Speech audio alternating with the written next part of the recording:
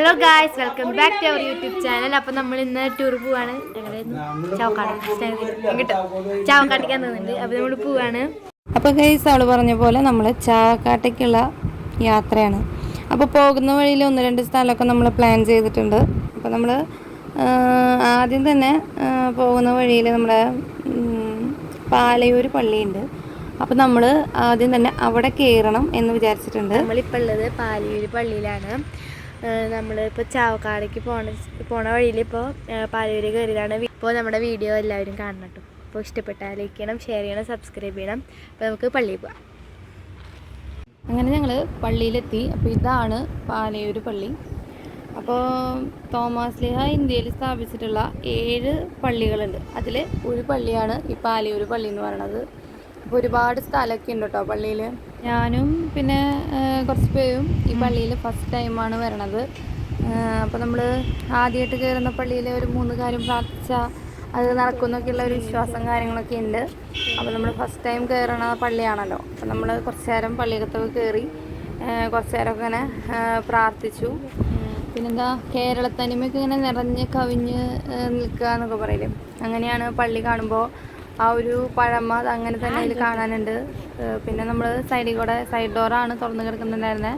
അപ്പോൾ നമ്മൾ സൈഡിൽ കൂടെ അങ്ങനെ കയറി പള്ളിയകത്ത് കയറി കുറച്ച് നേരം പ്രാർത്ഥിച്ചു.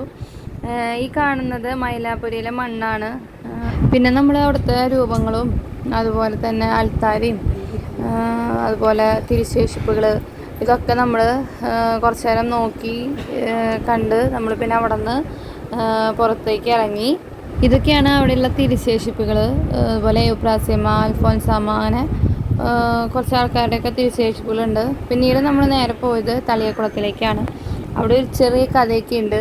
അതെന്താണെന്ന് വെച്ചിട്ടുണ്ടെങ്കിൽ നമ്മുടെ തളിയക്കുളത്തിലേക്ക് ഒരു ദിവസം തോമസ് ലീഹ വരുമ്പോൾ അവിടെ കുറച്ച് പേര് കുളി കഴിഞ്ഞ് വെള്ളം മുകളിലേക്ക് ഇങ്ങനെ കുറേ മന്ത്രങ്ങളും കാര്യങ്ങളൊക്കെ ചൊല്ലിയിട്ട് വെള്ളം ഇങ്ങനെ മുകളിലേക്ക് ഇങ്ങനെ എറിയുന്നത് കണ്ടു. അപ്പോൾ ഇതിനെ തർപ്പണം എന്നാണ് പറയുക, തർപ്പണം ചെയ്യുക എന്നാണ് പറയണത്. അപ്പോൾ ഇങ്ങനെ എറിയുന്നത് കണ്ടപ്പോൾ അവരോട് ചോദിച്ചപ്പോൾ അവർ പറഞ്ഞു ഇത് സൂര്യദേവനെ അവർ ആരാധിക്കുന്നതാണെന്നാണ് പറഞ്ഞത്. അപ്പോൾ തോമസ് ലീഹ തിരിച്ചു പറഞ്ഞു, നിങ്ങളുടെ പ്രാർത്ഥന സൂര്യദേവൻ ഉൾക്കൊണ്ടിട്ടില്ല, അതായത് എടുത്തിട്ടില്ല, അതുകൊണ്ടാണ് ആ വെള്ളം ഇങ്ങനെ താഴത്തോട്ട് വരണേന്ന് പറഞ്ഞു. അപ്പോൾ അതും പറഞ്ഞ് 2 കൂട്ടരും തമ്മിൽ കുറച്ച് തർക്കങ്ങളും കാര്യങ്ങളൊക്കെ ഉണ്ടായി. അവസാനം ഇവർ പറഞ്ഞു ഞാൻ പ്രാർത്ഥിച്ചിട്ട്, അതായത് തോമസ് ലീഹ പ്രാർത്ഥിച്ചിട്ട് തോമസ് ലീഹ എടുക്കുന്ന വെള്ളം ദൈവം സ്വീകരിക്കും, നിങ്ങളെടുക്കുന്ന വെള്ളം നിങ്ങളുടെ ദൈവം സ്വീകരിക്കുന്നില്ല. അങ്ങനെ ഇപ്പം ഞാൻ എടുക്കുന്ന വെള്ളം, അതായത് തോമസ് ലീഹ ഒഴിക്കുന്ന വെള്ളം ദൈവം സ്വീകരിക്കുന്നില്ല എങ്കിൽ ഞാൻ നിങ്ങളുടെ മതത്തെയും നിങ്ങളുടെ ദൈവത്തെയും ആരാധിക്കാം എന്നുള്ള ഒരു പന്തയം വെച്ചിട്ട് അവർ ചെയ്യാൻ തുടങ്ങി. അപ്പോൾ അവർ തോമസ് ലീഹ എന്താണ് ചെയ്യണതെന്ന് അറിയാൻ വേണ്ടി അങ്ങനെ നോക്കി നിൽക്കുകയാണ്. അപ്പോൾ നമ്മുടെ തോമസ് ലീഹ എന്ത് ചെയ്തു, നന്നായി പ്രാർത്ഥിച്ച് കുരിശൊക്കെ വരച്ച് ഒരു കൈപ്പിടി വെള്ളം എടുത്തിട്ട് മുകളിലേക്ക് ഇങ്ങനെ എറിയും. അങ്ങനെ എറിയുമ്പോൾ ആ വെള്ളം ഇങ്ങനെ മുകളിൽ ഇങ്ങനെ കുറച്ച് ദൂരമായിട്ട് ഇങ്ങനെ സ്റ്റെക്കായിട്ട് അവിടെ ഇങ്ങനെ തങ്ങി നിൽക്കുകയാണ് ചെയ്യണത്. അപ്പോൾ ദൈവം അത് സ്വീകരിച്ചു, ആ വെള്ളം ദൈവം സ്വീകരിച്ചു എന്നുള്ള ഒരു കഥയാണ് ഇതിന് പിന്നിൽ. അപ്പോൾ അതിന് ശേഷം അവിടെ ഉണ്ടായിരുന്ന കുറച്ച് ബ്രാഹ്മൺസ് നമ്മുടെ ക്രിസ്തു മതം സ്വീകരിച്ചു. മാമോദീസ മുങ്ങി ആ ഒരു വെള്ളത്തിലാണ്, ആ ഒരു കുളത്തിൽ നിന്നുള്ള വെള്ളത്തിൽ നിന്നാണ് അവർ മാമോദീസ സ്വീകരിച്ചത്. അങ്ങനെ അവർ ക്രിസ്തു മതത്തിലേക്ക് വന്നു എന്നൊക്കെയാണ് അവിടുത്തെ എന്താ പറയുക, ഈ തളിയക്കുളത്തിനെ പറ്റിയിട്ടുള്ള ഒരു കഥ എന്ന് പറയുന്നത്. അങ്ങനെ നമ്മൾ കുറച്ച് നേരം അവിടെയൊക്കെ നിന്ന് കഴിഞ്ഞ് നമ്മൾ തിരിച്ചു. കാരണം നമുക്കിനി അടുത്തൊരു സ്ഥലത്തേക്ക് പോകണം. അപ്പോൾ അതിൽ ഒരുപാട് ഇനിയുണ്ട്. പാലയൂർ പള്ളി ചുറ്റിക്കടന്ന് നടന്ന് കാണാനായിട്ട് ഇനിയും കുറേ കാര്യങ്ങളുണ്ട്. അവിടെ കുറേ സംഭവങ്ങളൊക്കെ ഉണ്ട്. അപ്പോൾ നമുക്കത് മുഴുവനായിട്ട് ഡീറ്റെയിൽ ആയിട്ട് കാണാനുള്ള ഒരു ടൈം നമുക്ക് ഉണ്ടായിരുന്നില്ല. അപ്പോൾ നമ്മൾ ജസ്റ്റ് ഒന്ന് കയറി ഇറങ്ങിയതാണ്. അപ്പോൾ പിന്നെ തിരിച്ചു വരുമ്പോൾ നമ്മൾ അവിടെ ചെറിയൊരു കട പോലെ ഉണ്ടായിരുന്നു. അപ്പോൾ അവിടെ കയറി കുറച്ച് മോതിരങ്ങളും അതുപോലെ കീ ചെയിൻ പിന്നെ കൊന്ത അങ്ങനെയുള്ള സംഭവങ്ങളൊക്കെ നമ്മൾ നോക്കി ആവശ്യമുള്ളതൊക്കെ മേടിച്ച് നമ്മൾ തിരിച്ച് വീണ്ടും പോന്നു. അങ്ങനെ നമ്മൾ നേരെ ചാവക്കാട്ടേക്ക് വിട്ടു. ചാവക്കാട് ഞങ്ങൾ എത്തി.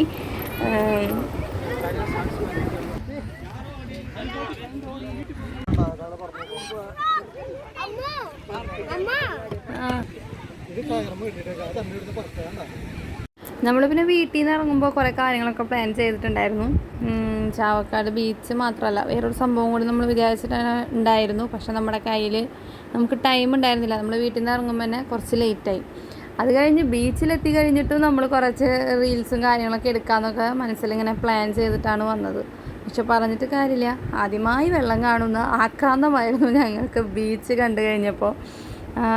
അതുപോലെ ഞങ്ങളെപ്പോലെ ഇങ്ങനെ കടൽ കണ്ടു കഴിഞ്ഞാൽ കൺട്രോൾ പോകുന്ന ആൾക്കാരുണ്ടെന്നുണ്ടെങ്കിൽ കമൻറ്റ് ചെയ്തോളൂ കേട്ടോ. ഞങ്ങൾ ചെന്ന് കുറച്ച് നേരമൊക്കെ നമ്മൾ കുട്ടികളുടെ കൈയും പിടിച്ച് കുറച്ച് നേരം അവിടെ നിന്നു. കാരണം അവരെ നമുക്കങ്ങനെ വല്ലാതെ വെള്ളത്തിലേക്ക് അങ്ങനെ ഇറക്കാൻ പറ്റില്ലല്ലോ. അപ്പോൾ കുറച്ച് നേരമൊക്കെ ഞങ്ങൾ കുറച്ച് നേരം കുട്ടികളുടെ കൈയും പിടിച്ച് വെള്ളത്തിൽ കുറച്ച് നേരം ഇങ്ങനെ ഇറങ്ങി നിന്നു. പിന്നെ കുറച്ച് കഴിഞ്ഞപ്പോൾ കുട്ടികൾക്ക് മതിയായി എന്ന് പറഞ്ഞപ്പോൾ, ചെറിയ കുട്ടികൾ അവർക്ക് മതിയായി എന്ന് പറഞ്ഞപ്പോൾ അവർ കുറച്ച് കരയിൽ കയറി അവിടെ ഇരുന്ന് അവർ പിന്നെ മണലുമേ ഓരോ സംഭവങ്ങളൊക്കെ ഉണ്ടാക്കി കളി തുടങ്ങിയപ്പോൾ നമ്മൾ പിന്നെ അങ്ങോട്ട് ഇറങ്ങി. പിന്നെ നമ്മൾ എന്താ പറയുക, കടലിൽ കിടന്ന് മറയായിരുന്നു. പക്ഷെ എനിക്ക് എല്ലാതും വീഡിയോ എടുക്കാനൊന്നും പറ്റിയില്ല. കാരണം കടലിൽ വല്ലാതെ കിടന്ന് മറയുന്ന സമയത്ത് നമ്മൾ ഫോണും പിടിച്ചിരുന്നാൽ ശരിയാവില്ലല്ലോ. അപ്പോൾ ഫോൺ വെള്ളത്തിൽ വീണാലോ. അപ്പോൾ അത് കാരണം കൊണ്ട് നമ്മൾ ഫുൾ വീഡിയോസൊന്നും കടലിൽ കിടന്ന് മറയുന്ന വീഡിയോസൊന്നും എടുത്തിട്ടില്ല. കുറച്ച് വീഡിയോസ് എടുത്തിട്ടുണ്ട്. അപ്പോൾ നമുക്ക് ഇനി ബാക്കി അതൊക്കെ കാണാം.